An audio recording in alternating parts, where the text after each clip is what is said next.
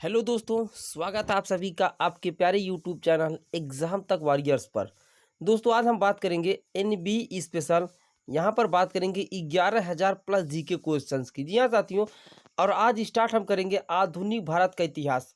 आधुनिक भारत के इतिहास के जितने भी क्वेश्चन बन सकते हैं ना, सभी क्वेश्चन को हम देखने वाले हैं। दोस्तों सफलता उन्हीं को मिलती है जो हार्ड वर्क करते हैं। यदि आप वाकई में इस एग्ज़ाम को एनबी को क्रैक करना चाहते हैं तो आपको हार्ड वर्क करना पड़ेगा, और हार्ड वर्क करने के लिए वीडियो को पूरा देखना पड़ेगा। फिलहाल के लिए आपको बता दूं, इसका पीडीएफ मतलब 1-2 दिन बाद आपको टेलीग्राम ग्रुप में मिल जाएगा। लेकिन ये मैटर नहीं करता है कि बस पीडीएफ ले लें। दोस्तों पढ़ना काफ़ी मतलब अच्छा मैटर करता है। पढ़ना पड़ेगा, कंसेप्ट समझना पड़ेगा। दोस्तों यहाँ पर ये जो सीरीज अभी एमसीक्यू बेस्ड चल रही है, ठीक है दोस्तों। कैसी सीरीज है? एमसीक्यू बेस्ड सीरीज है। यहाँ पर इसको फिलहाल में देखते हैं, और कंसेप्ट वाइज क्लास जैसे पिछले 6 महीने का मैं करंट अफेयर का वीडियो लेकर जल्दी आप सभी के सामने हाजिर रहूंगा। यहाँ पर एमसीक्यू बेस्ड क्वेश्चन है। आंसर आप लोगों को कितना रहा है कमेंट करके हमें जरूर बताइएगा, तो पता चलेगा आपकी तैयारी कहाँ तक, आपने कहाँ तक तैयारी की है और आपको किसमें सुधार की जरूरत है। फिलहाल आज देखते हैं आधुनिक भारत का इतिहास। ध्यान से समझिएगा, वीडियो को लास्ट तक देखिएगा। चैनल पर पहली बार है सब्सक्राइब करके बेल आइकन को प्रेस कर लीजिएगा। डिस्क्रिप्शन में दिए हुए टेलीग्राम लिंक से जुड़ जाइएगा इसका पीडीएफ पाने के लिए। चलिए दोस्तों क्लास को शुरू करते हैं। लाल किले में मुगल अस्तित्व किसके पतन के साथ समाप्त हुआ? तो लाल किले में जो मुगल अस्तित्व था वो बहादुर शाह जफर के साथ क्या हुआ? समाप्त हुआ। और एक बात और, यदि किसी क्वेश्चन में डाउट होगा तो आपसे रिक्वेस्ट है कमेंट बॉक्स में जाकर हमें कमेंट करके बताएं, सर इस क्वेश्चन में हमको डाउट है, ठीक है ना। अगले क्लास में उसको हम ले लेंगे। अगला है, निम्नलिखित में से कौन सी संधि ने पेशवा बाजीराव द्वितीय के स्वतंत्र अस्तित्व को समाप्त कर दिया? पुरंदर की संधि, वाड़गांव की कन्वेंशन, बेसिन की संधि या सालबाई की संधि? इसका राइट आंसर है दोस्तों बेसिन की संधि। राइट आंसर क्या है? बेसिन की संधि। अगला है, पानीपत में मराठे पराजित हुए क्यों? क्योंकि मराठे वीरता से नहीं लड़े, मराठे शक्ति में अफगानों के बराबर नहीं थे, मराठा सेना के पास खाद्य आपूर्ति की कमी थी, स्थानीय जनता ने मराठों को बाहरी लोग माना। तो इसका राइट आंसर क्या है? बी है, मराठे शक्ति में अफगानों के बराबर नहीं थे। तो राइट आंसर है कि जो मराठे मतलब शक्ति में अफगानों के बराबर नहीं थे। अगला क्वेश्चन है, रणजीत सिंह की राजनीतिक राजधानी लाहौर थी। रणजीत सिंह की राजनीतिक राजधानी कहाँ थी? लाहौर थी। किस नगर को उसकी धार्मिक राजधानी कहा जाता था? अमृतसर को, आनंदपुर साहिब को, गुजरांवाला को या पेशावर को? तो इसका राइट आंसर हो जाता है दोस्तों अमृतसर को। अमृतसर अमृतसर यहाँ पर आप इसको याद कर सकते हैं रणजीत सिंह से रिलेट करके बेहतरीन क्वेश्चन। अगला है, नाना साहेब के नाम से कौन प्रसिद्ध था? बाजीराव प्रथम, बालाजी बाजीराव, बालाजी विश्वनाथ या माधवराव? तो इसका राइट आंसर है दोस्तों बालाजी बाजीराव। नाना साहेब के नाम से बालाजी बाजीराव क्या थे? फेमस थे अर्थात प्रसिद्ध थे। चलिए आगे आते हैं अगला क्वेश्चन।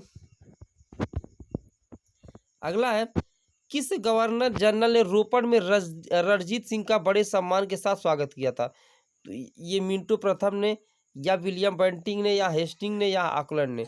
तो इसका राइट आंसर हो जाता है दोस्तों विलियम बेंटिंग। क्या हो जाता है? William Bentinck.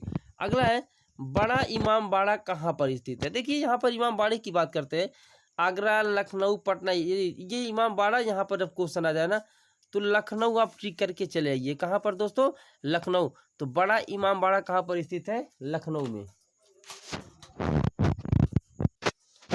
चलिए दोस्तों आगे चलते हैं। सिख सेना कहलाती थी, जो सिख की सेना थी वो अकाली, सिंह दल, खालसा, गुरुद्वारा। तो जो सिख सेना थी उसे हम बोलते थे Khalsa.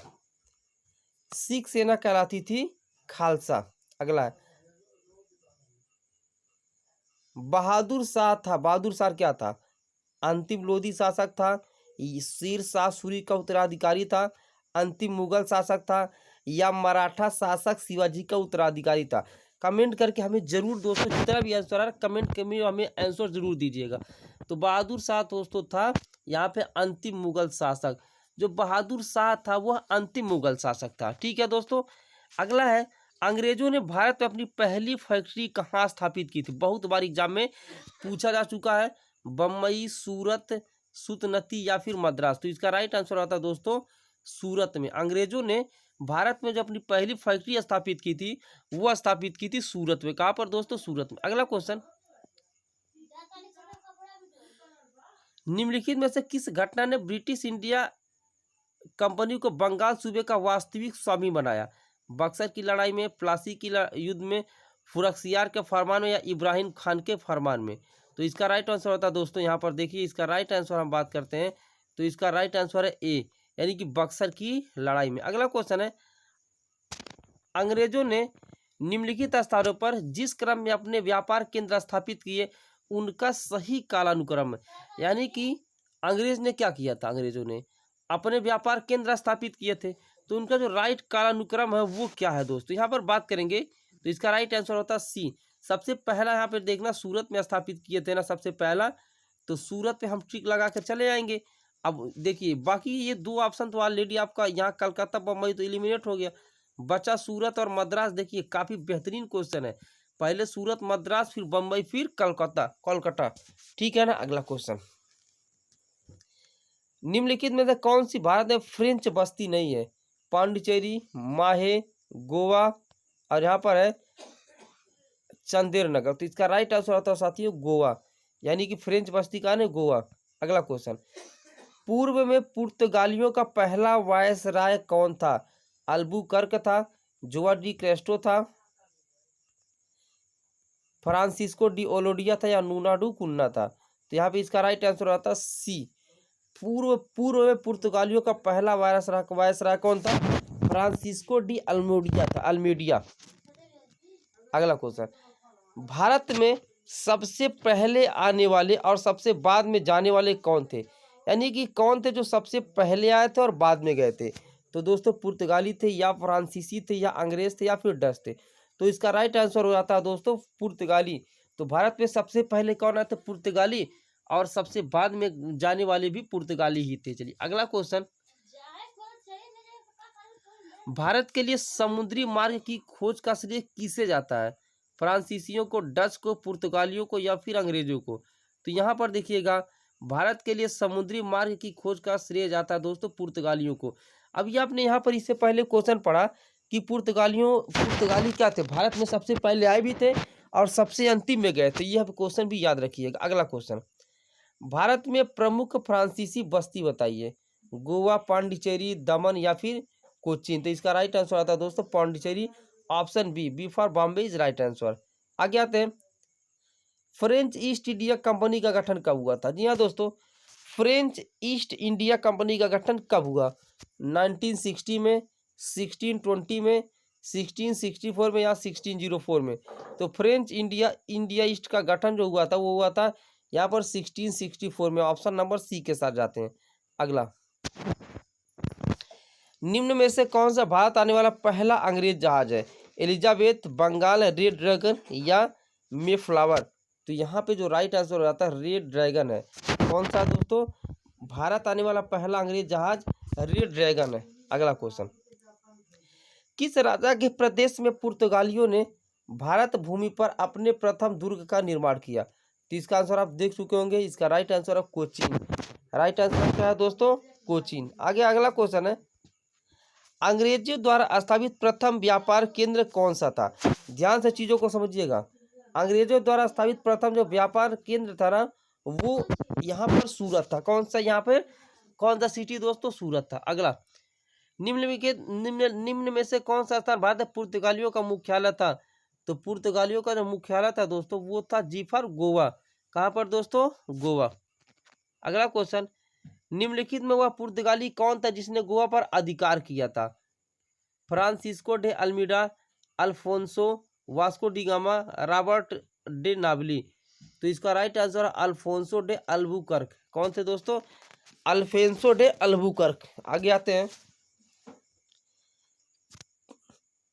Cap of good hope के रास्ते भारत तक के समुद्री रास्तों की खोज किसने की थी? तो इसका राइट आंसर आता है वास्को डी गामा। इसका राइट आंसर क्या होता है? Vasco D gamma. अंग्रेजों द्वारा कलकत्ता में निर्मित दुर्ग का क्या नाम है? तो इसका अंग्रेज द्वारा जो कलकत्ता में जो दुर्ग यहाँ पर रखे नाम, दुर्ग का जो नाम है वहाँ पर, वो है फोर्ट विलियम। अगला क्वेश्चन कह रहा है भारत में पुर्तगाली सत्ता की वास्तविक नींव रखने वाले महानतम पुर्तगाली कौन थे। भारत में जो पुर्तगाली सत्ता की वास्तविक नींव रखे थे, इनका नाम है दोस्तों अल्बुकर्क। क्या नाम है? अल्बुकर्क नाम है। नाम याद रखिएगा, इंपॉर्टेंट क्वेश्चन बन जाता है। आगे देखिए, इसके साथ भारत में ब्रिटिश को फ्रांसीसी चुनौती का अंत हुआ। प्लासी का युद्ध, बक्सर का युद्ध, वांडीवास का युद्ध, श्रीरंगपट्टनम का युद्ध। तो इसका राइट आंसर है वांडीवास का युद्ध। अगला क्वेश्चन, निम्नलिखित में से कौन से शहरों तथा उनके साथ प्रतिष्ठानों से संबंधित व्यक्तियों के गलत जोड़े बनाया गया। ध्यान से समझिएगा। तो जो गलत जोड़ा बना हुआ है, यह कलकत्ता रॉबर्ट लाई से रिलेटेड यहाँ पे गलत है। बाकी सब क्या दोस्तों, राइट है, अर्थात सही है।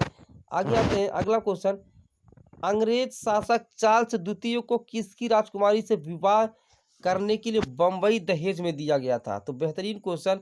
तो पुर्तगाल, पी फॉर पुर्तगाल।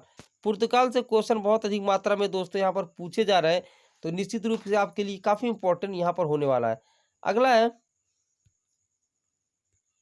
पुर्तगाली यात्री वास्को डिगामा का कालीकट आने पर भव्य स्वागत करने वाले भारतीय राजा का नाम बताइए। तो यहाँ पर वास्को डिगामा जब कालीकट पर आए थे, तो उनका भव्य स्वागत करने के लिए भारतीय राजा कौन गए थे। तो इनका नाम है दोस्तों जमोरिन।